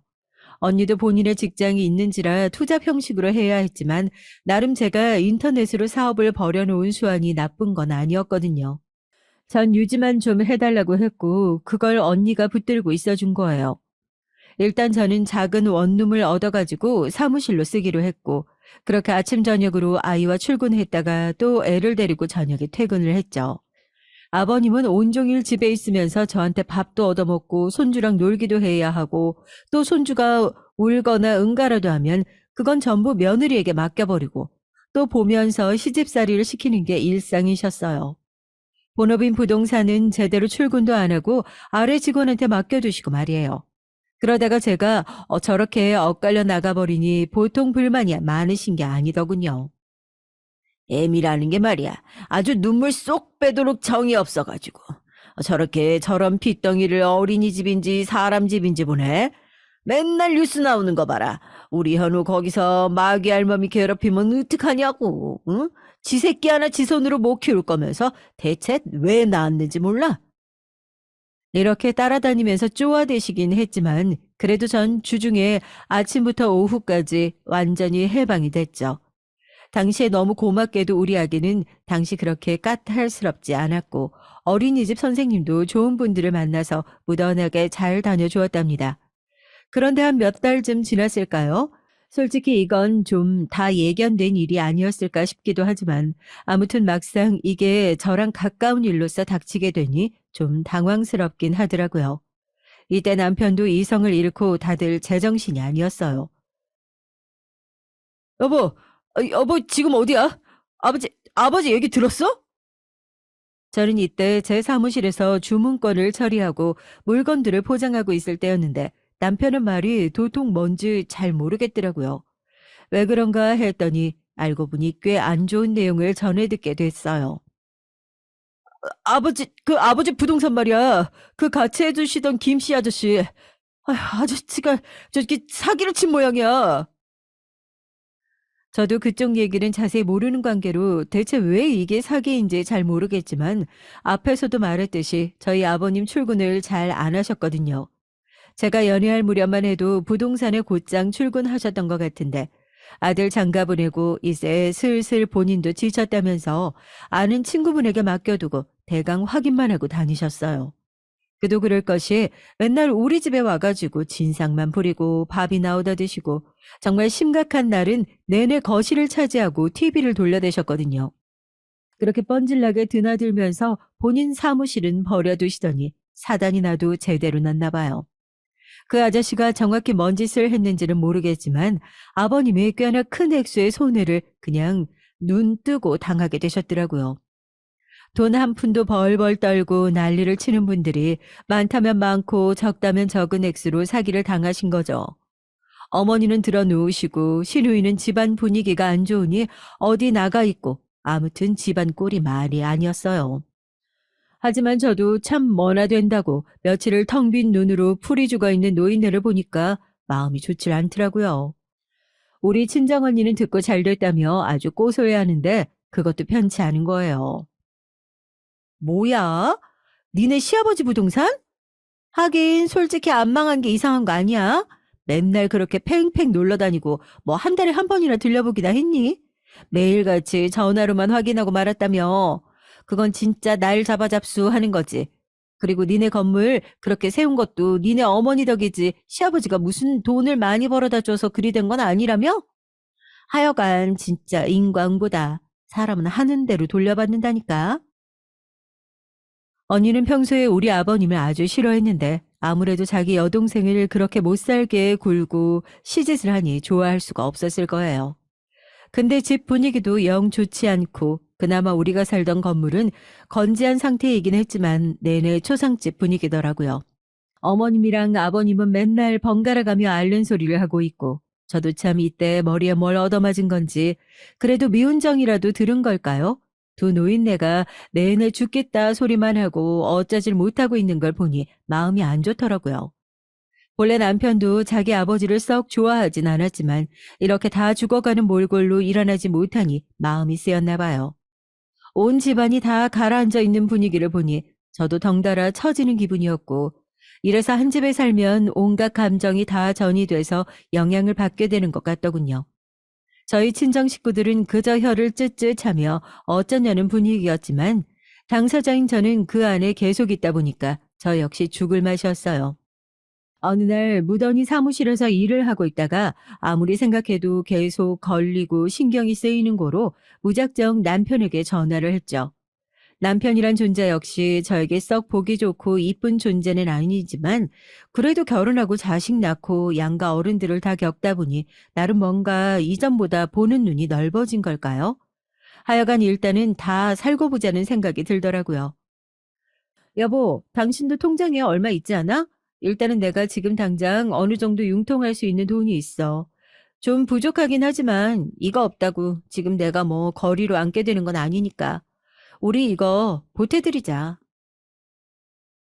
남편은 처음에는 황당해하더니 본인도 얼마간 쥐죽은 듯 지내며 고생해서 그런지 얼마 안가 수긍을 하더라고요.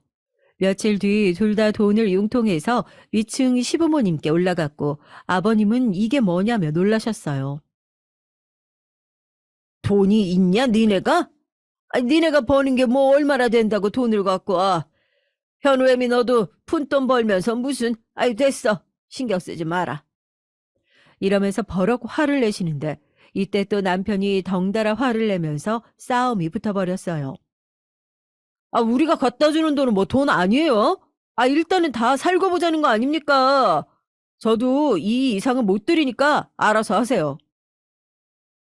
그러면서 또 투닥투닥 티격태격 하다 보니 솔직히 고맙다는 말을 기대하고 간 건 아니지만 일말에 그런 표현도 듣지 못하고 그냥 나오게 됐죠. 저도 사람인지라 약간은 기대를 했던 건지 나오면서 좀 씁쓸하긴 하더라고요. 아무튼 나중에 어머니를 통해서 들어보니 그래도 급한 불을 끄는데 여기저기 친척들 돈 받아서 저희 것까지 포함해서 해결을 하셨다더군요. 그러니 저도 조금은 안심을 하고 넘어갔고 바로 언제 갚겠다는 말을 못 들었지만 그렇게 일상을 보냈습니다. 어련히 알아서 주시겠지 하고 제 딴에는 믿었던 거예요. 헌데 제가 너무 순진했던 것인지 이후로 비슷한 상황이 됐을 때 시부모님 반응은 완전히 다르더라고요. 어머니는 둘째치고 아버님 반응이 좀 말도 안 되는 모양새였어요. 누가 너한테 꿔달라고 했냐? 어? 당장 지금 돈이 없는데 어떻게 주라고? 그리고 네가 그 돈 줄 때 언제까지 달라고 뭐 얘기를 했어? 안 했어? 그런 게 뭐가 있냐? 어? 부모 자식 사이에 뭘 언제까지 달라고 그렇게 재촉질이야. 어? 지금 나 먹고 죽을 것도 없어. 아주 죽겠다. 아버님은 얼마만이라도 돌려달라는 저에게 대뜸 화를 내면서 마구 앓는 소리를 하시는 거예요. 제가 뭐 그렇게 급하게 달라고 요구한 것도 아니고 불과 한 4개월쯤 지났으려나요? 제 거래처인 회사 간의 마찰이 생기면서 물건도 막히고 쇼핑몰도 멈추고 배송이랑 이것저것 문제가 생기면서 큰 트러블이 일어나게 됐어요. 환불 요청에 빠르게 대응해주고 하다 보니 저는 진짜 밤낮 없이 스마트폰과 컴퓨터만 들여다봐야 했고 실시간으로 욕이 달리는 제 쇼핑몰 창을 보면서 정신을 차릴 수가 없더라고요. 의도치 않게 가운데서 물건을 빼돌린 모양새가 돼서 정말 집중이 하나도 안 되고 죽을 것 같았어요. 저만 한가운데서 욕을 먹고 있느라 입이 바짝바짝 말랐고 그새에 애를 챙길 수도 없어서 어떤 날은 깜빡하고 어린이집에 엄청 늦게 도착하기도 했죠. 이런 사정이 생기니 제가 드렸던 돈 얼마라도 다시 달라고 아버님께 간청을 한 건데 어떻게 이렇게 대답을 할 수 있을까요? 애초에 네가 벌린 사업이고, 응? 애 엄마가 애는 안 키우고 뭔 사무실을 얻어서 요란 떨 때부터 내가 알아봤다. 응? 솔직히 그때 갖다 준 돈이 다 네 돈은 아닐 거 아니야. 우리 명훈이 돈도 같이 줬잖니. 부모가 힘들면 자식이 돕는 거고. 그리고 지금 부모 여력이 없는데 이렇게 와서 빨리 내놓으라고 하는 게 어딨냐? 그럴 거면 왜 줬어? 어디서 어른 갖고 장난을 쳐. 되려 이렇게 불호령을 내리며 막 소란을 일으키시는 거예요. 더 웃기는 건 옆에 어머니는 말리지도 않고 팔짱을 끼시더니 혀를 쯧쯧 차시더라군요. 하여간 며느리 잘 들어와야 된다는데 와서 저렇게 사고만 치고 앉았으니 원. 너무 어이가 없어서 어머니를 획 쳐다봤는데 그 돈 달라는 며느리가 그렇게 미워 죽겠는지 엄청 폭언을 퍼부으시는 게 아니겠어요? 야, 너 누가 그런 눈으로 어른을 쳐다보냐? 집에서 그따위로 배워먹었니? 말은 똑바로 해야지. 네 쥐꼬리만한 혼수 갖고 왔을 때 우리가 너 받아준 건 생각 안 하니? 떡하니 20평대 신혼집을 해줬으면 너는 우리한테 절하고 살아야 되는 거야. 코딱지만한 돈 조금 빌려줘 놓고 그거 다시 내놓으라고 어른을 죽일 듯이 째려봐. 젊은 애가 어쩜 그렇게 고마운 걸 모르냐? 왜 저는 바보처럼 이때 맞받아치질 못했는지 모르겠어요. 아마도 이 사실에 막 따지고 늘어지기보다는 제가 처해 있는 제 사업의 현실이 더 고달파서 일단 넘겼던 것 같습니다. 자꾸 징하고 울려드는 핸드폰을 보고 제 마음은 초조해졌고 전 완전 이성이 나가서 제발 그럼 그중 한 50% 되는 돈이라도 좀 달라고 사정을 했어요. 전체 다 달라는 게 아니고요. 그럼 반만이라도 좀 어떻게 안 될까요? 저 지금 이거 배송기사님들이랑 거래처랑 다 묶여 있고 제가 해결할 수 있을 만한 돈이 없어요. 일단 이거 해결하고 다시 제가 또 빌려드리던지 할게요.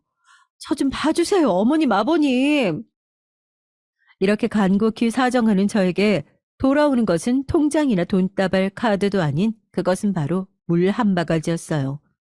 순간적으로 저는 눈이 확 띄어 지금 당장 저에게 끼얹은 게 뭔지 판단이 안 되더라고요. 이게 뭐... 말도 제대로 안 나오는 와중에 눈을 떠보니 어머니가 쌀 씻는 다라이를 들고 절 노려보고 계시더군요. 물방울이 거기서 뚝뚝 떨어지고 있었어요. 그 모습을 본 아버님은 가래로 확 뱉으면서 사라지고 어머니는 여전히 저에게 독살맞게 소리를 마구 내지르시는 거예요. 너, 내가 너 처음부터 마음에 안 들었어. 이게 진짜 주제를 모르고 자꾸 엉겨대네. 네가 무슨 우리한테 수억을 갖다 줬어, 뭐랬니? 돈 몇천 줘놓고서는 사람을 이렇게 빚쟁이 마냥 괴롭혀대고 있어. 그깟 돈 네가 우리 집 와서 공짜로 눌러앉고 네 주제에도 안 맞는 집 얻어서 살았으면 조용히 입 닥치고 있을 것이지. 그것도 아까워가지고 지금 다시 내놓으라고 협박을 하니? 그래도 도리는 알아가지고 돈푼이라고 갖고 온 줄 알았더니 이게 어디서 어른들 갖고 장난질이야? 아주 부창부수는 부창부수더라고요. 아버님이랑 결국 토씨 하나 틀릴 것도 없는 입장을 취하면서 저를 마구 몰아세우시더군요. 그러면서 저를 마구 그 다라이로 밀어가면서 손도 대기 싫고 꼴같이 않다고 문 밖으로 내치는데 겨우 저는 가방과 신발만 챙겨서 문 앞으로 튕겨나왔죠. 그러고 한참을 멍하니 있는데 한 20여 분 지났을까요? 그쯤 들어오던 시누이는 저를 보고 기겁을 하더군요. 어머, 웬일이야? 왜 이러고 있는 거예요, 지금? 엄마! 엄마! 이러고 지 엄마를 찾는데 어머니는 문을 열어주다가 그 앞에 주저앉은 절 보더니 또 마구 상스럽게 욕을 뱉으시더군요. 상황은 잘 모르지만 제 엄마가 저 난리치는 걸 보더니 시누이는 대충 고개가 마구 왔다 갔다 하다가 쏙 지 몸만 들어가서 문을 닫아버리는 거죠. 와, 저는 정말 이날의 일은 두고두고 잊을 수가 없습니다. 아니, 이렇게 살 수는 없겠더라고요. 내가 그동안 애가 두 돌이 다 되도록 살면서 별일을 다 겪고 시부모와 툭하면 싸우고 부딪혔지만 이런 꼴을 당하게 될 줄은 몰랐어요. 차라리 그 돈 고스란히 갖고 있다가 좀 몇 달만 더 참다가 나한테 쓸 것을 왜 내 돈을 내가 돌려받는데도 이따위 수모를 당하게 된 걸까요? 이런 상태로 쭉 머무르다간 정말 답도 없겠더라고요. 이미 전 쭉 이어지는 과로로 깊은 스트레스로 견딜 수가 없던 와중에 시부모에게 이런 동네 거렁뱅이만도 못한 취급을 받은 충격이 몹시 컸어요. 친정에 그대로 가긴 부모님이 마음 아파하시고 애달아 하실까봐 못 갔고 빈 사무실로 넘어가서 오래도록 흐느끼며 엉엉 울고 제 처지를 탓했어요. 마음속으로는 이미 저들과의 절연을 결심했고 도저히 애를 챙길 수도 없어서 친정 언니에게 부탁해서 얼마간 친정에서 맡아달라고 부탁을 했죠. 이렇게 시댁과 그리고 남편과 그 집과의 인연을 끊어낼 생각을 하니 당연히 절차라고 생각하면서도 두렵기도 하고 허무하기도 하고 내 인생이 정말 너무나 개탄스럽고 지긋지긋하더군요. 이후로 남편에게 몇 통의 전화와 카톡이 와 있었지만 전 받지 않았어요. 이미 카톡 내용만 봐도 사나운 것이 지네 엄마 아빠 입장에서 허울 좋은 소리만 하고 있었거든요. 저에게 뭐라 같이 따진 건 아니지만 거기 적힌 내용은 정말 웃기지도 않았어요. 지네 부모님한테 사과하라나요? 당신이 나서서 같이 우리 아빠 도와드리자고 해놓고 나한테 상의도 없이 다시 달라고 했다며? 엄마 아빠 엄청 화나셨어. 두 분이 달라고 한 것도 아니고 당신이 먼저 좋은 뜻으로 드리자고 했잖아. 다시 받을 생각으로 드린 거였어? 그래놓고 무작정 찾아가서 내놓으라고 하는 게 어딨어. 좋은 말 할 때 빨리 집으로 들어와. 현우는 언제까지 장모님 댁에 데리고 있을 건데. 이때 저는 와라락 입안에서 욕지기가 쏟아져 나오면서 손에 들고 있던 핸드폰을 거칠게 내던졌어요. 정말 살면서 한 번도 내 편이 되어준 적이 없는 늘 지네 엄마 아빠 편이었던 놈. 따지고 보면 이 인간 때문에 모든 악연이 시작되어 내가 코꾀인 듯 노예마냥 끌려다녔고 그런데도 조금도 이 상황이 이상하다는 것을 느끼지 않던 최악의 인간. 아무리 생각해도 제가 현재 겪는 모든 불행의 근원은 남편이더군요. 그 후로 제 마음은 완전히 돌아섰고 아주 지리멸렬하고 지독한 시간을 거쳐서 우리는 합의 이혼에 이르게 됐죠. 그 시간 동안 결코 쉽게 상황이 진행된 것도 아니고 저희 부모님은 왜 제가 이렇게 갑작스레 이혼을 주장하는지 잘 모르세요. 만약 자세히 알게 되신다면 정말 말도 못한 어마어마한 싸움판이 일어날 것 같더라고요. 엄마도 초반부터 우리 시댁 싫어하셨고 제가 출산부터 산후조리까지 친정에 와 있었던 배경을 잘 알고 있으니까요. 그때부터 엄청 벼르고 벼르셨는데 막상 이혼한다고 하니까 또 말리시더군요. 딸 둘 중 하나가 결혼했는데 애까지 낳아놓고 갑자기 이혼한다고 하니 엄마도 황당했을 거예요. 아니, 이혼할 거면 애저녁에 했어야지. 이게 무슨 꼴이야? 어? 그렇게 맨몸으로 나온다고? 무슨 일인데? 혹시 네 서방 바람이라도 폈니? 이렇게 엄마가 절 붙잡고 놔주질 않고 계속 왕왕대며 물어대니 친정에 붙어 있는 것도 길어야 한두 달이겠더라고요. 그나마 언니가 그쯤 독립할 때라 언니 쪽 신세를 지긴 했는데 이러다가 착한 우리 언니만 저 따라서 속 문드러질까봐 정말 고민이 많았어요. 언니는 모든 사정을 다 알고 있다 보니 본인이 더 스트레스를 받아서 잠을 못 자더라고요. 밤에 흐느끼는 소리도 들리고 자고 있는 저나 제 아들 머리로 매만지는 모습을 보고 있으니 진짜 너무 미안하고 괴로웠어요. 결국은 몸은 친정에서 나와서 언니랑 있지만 애를 돌보는 부분에 있어서는 또다시 엄마 손을 빌리게 되더군요. 친정을 나가던 날도 엄마랑 기막힐 정도로 싸웠고 한동안 연락을 끊었기에 엄마 마음도 편치 않았나 봐요. 모르는 척 다시 손주를 받아안고 휙 돌아서는 엄마의 말에 저는 그렇게 우두커니 서 있는 엄마의 등에 기대서 얼마나 울었는지 몰라요. 이혼하고 머시기가 어떻다고 해도 내 딸인데 내 새끼고 핏줄인데 어쩌겠어. 현우는 걱정하지 마. 너는 네 인생 살아. 너 하고 싶은 대로 해. 엄마 아빠가 능력이 없어서 돈은 풍족하게 못 해줬지만 너 혼자라도 잘 살면 모든 짐은 다 져줄 수 있어. 그러니까 너 하고 싶은 거 해. 이렇게 투박하게 던지는 엄마의 말에 얼마나 눈물이 나던지. 그 말에 기대어 저는 아침이면 엄마에게 아들을 맡겨두고 다시 밑바닥부터 장사를 시작하게 됐죠. 사실 이혼을 진행하던 때에도 사업도 꼬여서 얼마나 역겹게 그 자리에서 고생을 했는지 몰라요. 남편은 안 해주겠다고 일을 가며 협박해대지 시부모들은 눈 뜨고 손주 뺏기게 생겼다며 우리 집에 찾아와서 깽판을 치질 않나. 그리고 곧 죽어도 이유를 말 안 하는 저 때문에 우리 엄마 아빠는 화병 때문에 쓰러지기도 했고요. 그래서 가까스로 어찌어찌 이혼할 수 있었던 건 그렇게 돈에 대한 법은 잘 알면서 다른 부분에 관심이 없는 무식한 시부모 덕이었을지도 몰라요. 우리 집에 와서 난리부르스를 치고 간 날 제가 전화해서 다시는 못 오도록 쐐기를 박아버렸거든요. 한 번만 더 찾아와서 우리 엄마 아빠 괴롭히고 사고치면 어머님 아버님이 저한테 물기 얹고 욕 짓거린 걸로 고소할 거예요. 그리고 남편은 그걸 알고도 방치했으니까 방치한 것 갖고도 공범으로 삼아서 폭행범으로 다 고소할 거고요. 그럼 전부 싹 다 평생 현우 구경은커녕 접근 금지당해서 얼씬도 못 하시는 거 알긴 하세요? 그렇게 주기 싫어서 악 쓰던 돈, 그놈의 돈, 위자료니 뭐니 해서 왕창 물어주고 싶으신가요? 이도 저도 싫으면 좋은 말 할 때 이제 저희 집 작작 오세요. 그리고 곱게 이혼해 주시고요. 알겠냐고요? 다시는 안 볼 생각으로 악을 쓰고 하다 보니 나중엔 전화를 끊고 목 한가운데 언저리가 어찌나 쓰리고 피맛이 올라오던지 그 집에서 떨어져 나와 보니 그제서 저한테 이들이 했던 행동이 찬찬히 보여지는 거예요. 정말 먹 같은 싸움이 되겠지만 그래도 이건 무조건 내가 이혼을 하고 살아남아야겠다는 각오부터 앞섰어요. 자기들도 한 짓거리가 있으니 움찔했던 건지 아니면 돈 얘기를 또 해대니 그걸 주기 싫어서 그런 건지 몰라도 그냥 그렇게 시간이 지나 이혼은 성립됐죠. 하지만 사람 일이 참 아이러니한 게 그렇게 막상 이혼을 하고 나니까 이후 바쁜 일상을 사는 와중에도 저는 여전히 피폐해지더라고요. 젊다면 젊은 나이인데 다른 친구들은 이제서 막 새로 남자를 만나서 결혼을 할까 말까 하고 있고 자기 직업들은 다 어느 정도 굳혀진 상태이고 말이에요. 커리어 우먼이 되고 멋진 모습들로 결혼을 꿈꾸고 있는데 전 애도 있고 완전히 낡아버린 모양새로 이렇게 바닥이라니 우울증이 너무 심해져서 견딜 수가 없더라고요.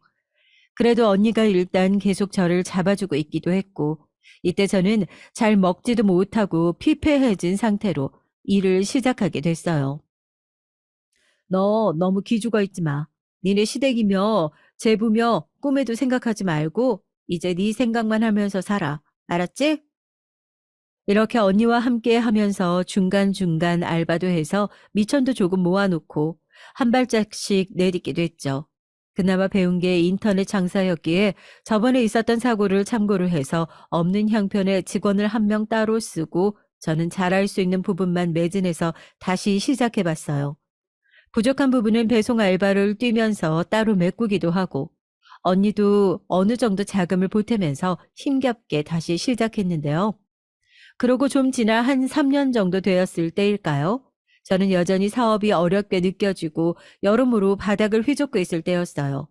간신히 빚은 안 지는 수준이긴 했지만 힘든 와중에 코로나까지 터지니까 정말 정신이 없더라고요.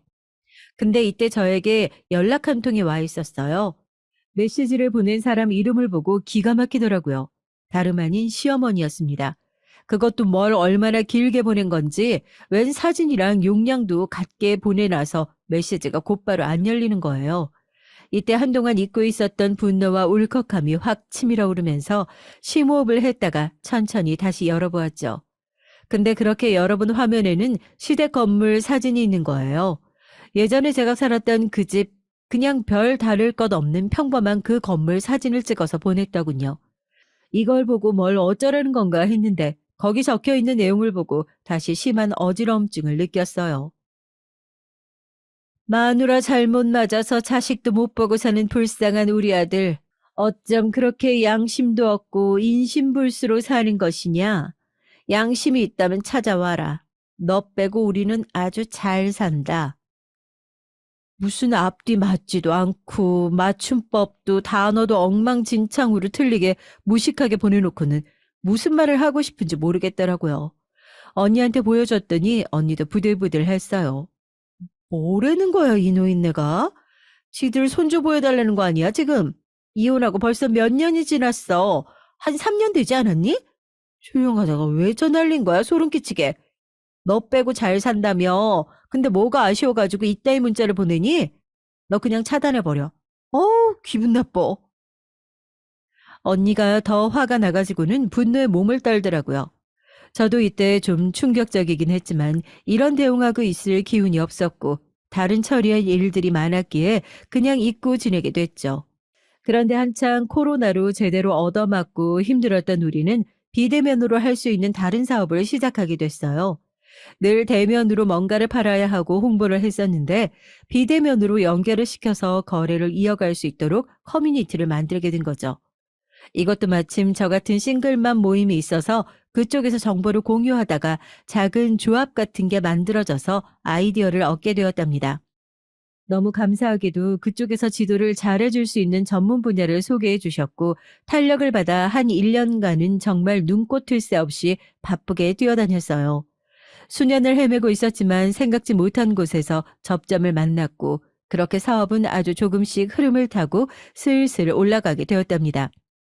이렇게 수입이 생기기도 하고 나름 저희도 선배가 되었다고 사업 5년 차가 될 무렵 강의도 하고 도움을 주러 현장에 나가기도 했어요.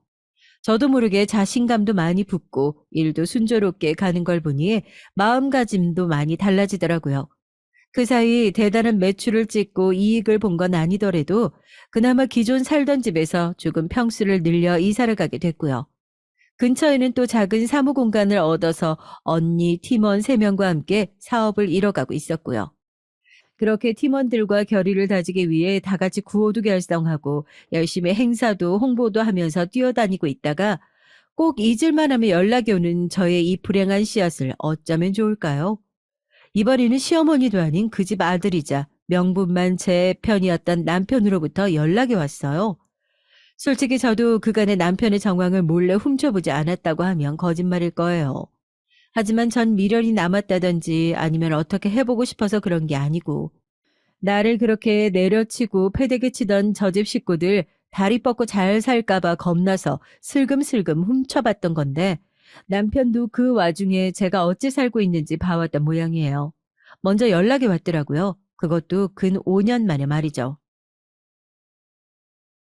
잘 지내고 있네. 사진 보니까 열심히 사는 것 같은데 저 현우 한번 보여줄 생각 없어? 우리 엄마 곧 칠순이신데 한번 데리고 와줘라. 장소는 내가 찍어서 보낼게. 이 무슨 환장을 노리신 건지 제가 아직도 찍소리 못하고 살던 지 마누라이자 지 엄마 며느리인 줄 아나 봐요. 이전에 지 엄마 연락을 보기 좋게 무시하고 차단해버렸더니 몇 년 지나 자기가 저렇게 연락을 해왔더군요. 이때만큼은 저는 언니나 가족들에게 전 남편으로부터 온 연락을 말하지 않고 며칠간 생각에 잠겨 있었어요. 사실 무시해버리면 그만이에요. 차단 버튼 하나 누르면 끝나는 것이긴 하지만 왠지 그냥 넘기고 싶지 않은 거 있죠. 제가 그간 힘든 고개를 넘을 때마다 얼마나 저 집 식구들 얼굴이 생각나서 악을 쓰고 걸어왔는데요. 애지간하게 진상을 부리는 거래처들, 협조적이지 않고 사기치려다 걸렸던 팀원하며 별의별 인간 군상들과 맞서 싸워왔어요. 이 모든 힘든 일들 중 단연 저의 시댁만이 가장 악랄했다고 할 수는 없지만 인간으로 인해서 생기는 모든 트러블에 가장 단단한 맷집이 되어준 것이 바로 시댁이에요. 여기서 보통 무시당하고 뒤통수 맞고 얻어맞는 게 아니다 보니까 그때 상처 입은 구덩이보다 더 깊은 구덩이는 딱히 없더군요. 이거 지나놓고 보니 고맙다고 인사라도 해야 하는 건지 순간적으로 스쳐가는 생각은 그렇지만 제 속은 아무튼 복잡했어요. 그날 날짜를 비워두고 언니에게 사정을 말한 다음 시모 칠순잔치가 열리는 옛날 그 동네 부근 건물로 향하게 됐죠. 입구부터 익숙한 그 노인네 이름이 걸려 있었고 역시나 너무나 낯이 익은 전 남편이며 시누이 그리고 정말 역겹도록 짜증내는 시아버지까지 어정쩡하게 서서 인사를 하고 있더라고요. 한 가지 새로웠던 것은 전 남편 바로 옆에 시누이만 있던 게 아니라는 거죠. 웬 어리숙해 보이는 여자가 같이 서 있더라고요. 붙어있는 모양새를 보니까 새 장가라도 간 건지 누가 봐도 남녀 사이로 보이는 관계였죠. 순간 머릿속으로 많은 생각이 오갔는데 저는 참지 않고 그대로 질주했습니다. 여, 나왔어. 절 보자마자 전 남편이 옆에 있는 여자, 그리고 시누이, 시아버지까지 일순간 눈이 저에게 고정되더라고요. 전 이날 머리끝부터 발끝까지 미용실에서 관리받고 완벽하게 세팅을 했고 저 혼자 간 게 아니었거든요. 사실 사전에 우리 팀원들 둘을 데리고 가면서 이때 저는 당당하게 오픈했어요. 이런저런 사정을 제가 이전에도 말하긴 했는데 이번에 가서 함께 해줄 수 있겠어요? 시모한테 어떻게든 저 골탕 먹이고 싶어요. 저라면 아주 그냥 치를 떨고 다시는 생각도 못 떠올리게 하고 싶거든요. 팀원분들이 좀 같이 도와주시면 안 될까요? 사실상 저의 왼팔 오른팔 격으로 함께 비서마냥 일해주는 분들이었고 둘 중 한 명도 저처럼 싱글맘이었어요. 각자의 사정을 아는지라 나름 안타깝고 분노하는 마음으로 함께 오게 됐죠. 아무튼 이렇게 모양새를 잡은 다음 그들 앞에 섰고 전 남편은 계속해서 어이가 없다는 듯 저를 위아래로 연신 훑어보더라고요. 전 이어서 말을 했어요. 당신 초대해놓고 못 알아보는 거야? 그새 많이 늙었네. 옆은 누구야? 새장가 갔어? 그러자 그 여자와 시누이 시아버지까지 그제서 무슨 얼음이라도 깨진 듯 뭐라고 꿍얼거리면서 반격을 할 기세인 거예요. 여전히 멍청하게 아무 말도 안 하고 있는 남편을 상대로 전 말했어요. 됐고, 어머니 어디 계셔? 가서 얼굴 좀 보자. 손주 보고 싶어 하시는데 그 대신 전 며느리가 왔다고 인사 가봐야지. 아, 저기 계시네. 그대로 저는 팀원들을 데리고 쭉쭉 안쪽을 누벼 곱게 한복 입고 눈웃음을 쳐가며 인사하고 있는 시모에게 다가갔어요. 어머니, 잘 지내셨어요? 생글거리며 인사하는 절 보고 시모는 한 2, 3초가량 누군가 얼굴을 찌푸리고 보더니 바로 얼굴 깊은 주름이 쫙 펴지면서 알아보시더라고요. 아니, 너, 저기, 그 뭐냐? 너만 온 거야? 전 여기서부터 웃지 않고 말했죠. 네. 그럼 뭐 어머니 귀한 손주라도 데리고 왔을까 봐요? 어머니 손주가 어디 있어요. 아들 이혼시켜놓고 연락 끊겼으면 그대로 끝인 거죠. 그간 열심히 끼고 키운 저희 어머니한테나 손주인 거지. 어머니는 새장가 보내놓고 손주 새로 얻으세요. 그나저나 오늘 칠순이시라는데 어머니 아들이 저보고 좀 와달라고 하더라고요. 이쯤 되니 시댁 식구들이 옹기종기 몰려오고 남편의 새 여자인 듯한 여자는 저만치 서서는 저를 아주 죽일 듯이 노려보고 있더군요. 전 이때 얼마 넣은 봉투를 직접 어머니에게 내밀었어요. 솔직히 이게 무슨 돈 낭비인가 싶을 수도 있지만 돈으로 무시한 것들 돈으로 갚아줘야 한다는 생각이 들더군요. 대단한 금액도 아니라 단돈 10만 원이었어요. 이거 받으세요. 돈 좋아하시는 분이 그렇게 돈 때문에 며느리 패대기 치셨으니까 돈 받아서 또 열심히 70인생 살아가셔야죠. 아무쪼록 심술 작작 부리시고 이제 아들 장가 또 2번, 3번 보내실 거 아니면 잘 사세요. 아, 그리고 한 번만 더 연락하시면 저 진짜 더 크게 난동 부릴지도 몰라요. 전 며느리 죽었다고 생각하고 그렇게 하세요. 네? 이때 시모의 얼굴은 그 친인척들 사이에서 웃지도 화내지도 못하는 기가 막힌 모양을 하고 있었죠. 제법 크게 말해서 호래도 다 들렸는지 옆에 있던 다른 연회 손님들도 힐끔힐끔 쳐다보더라고요. 제가 아는 평소의 시모 그리고 시댁 식구들이라면 이 상황을 절대 그냥 지켜보지 않았을 거예요.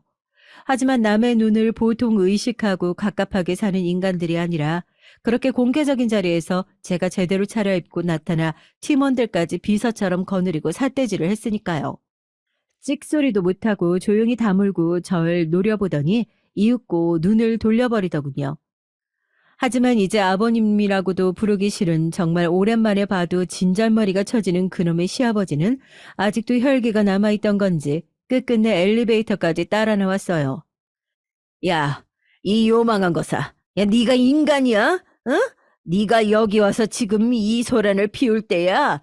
이혼했으면 입 다물고 쥐 죽은 듯이 조용히 처살 것이지. 어디라고 기어와? 이러니 저는 눈이 확 돌아버릴 것 같더라고요. 저도 똑같이 마주하고 말했어요.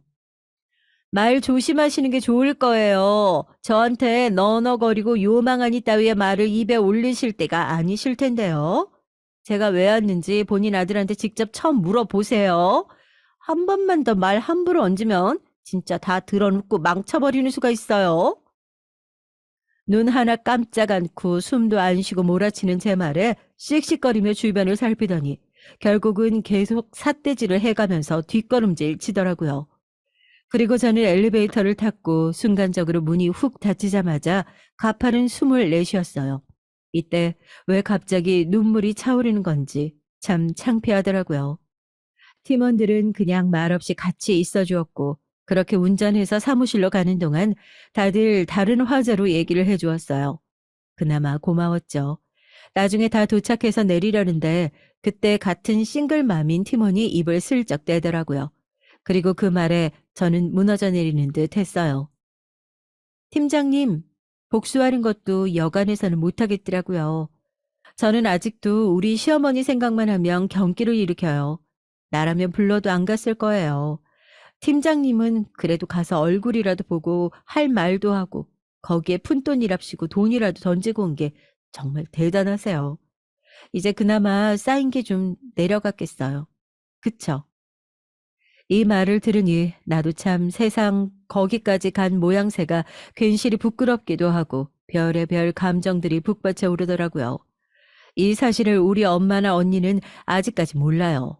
온전히 저만 결정하고 그렇게 가서 그렇게 미친 듯이 저를 괴롭혔던 상처를 그들 앞에 왁 토해놓고 온 거예요. 상처라는 게 그렇게 쉽게 잊혀지는 것은 아니겠지만 적어도 전 얼굴 마주보고 그들 눈을 똑같이 보며 말이라도 뱉고 와서 다행이란 생각이 들어요. 여전히 살면서 힘든 일은 있을 것이고 저는 이혼한 돌싱이자 자녀를 양육하고 있는 입장에서 지금도 충분히 자잘한 문제들을 겪고 있어요. 그래도 과거에 남아있던 것을 이 정도 선에서 스스로 정리를 했으니 앞으로는 그저 열심히 사는 수밖에 없을 것 같네요. 생각보다 그렇게 개운한 것도 아니지만 안 했으면 평생을 끙끙거리며 소가리를 하고 몇 년에 한 번씩은 꿈을 꾸고 가슴에 피가 맺혔을 거예요. 일단은 됐다고, 그 힘들었던 결혼 생활 잘 끝냈다고, 비로소 진짜 마무리를 지었다고 스스로를 달래주고 싶네요. 별 볼 일이 없는 저의 얘기 들어주셔서 감사드립니다.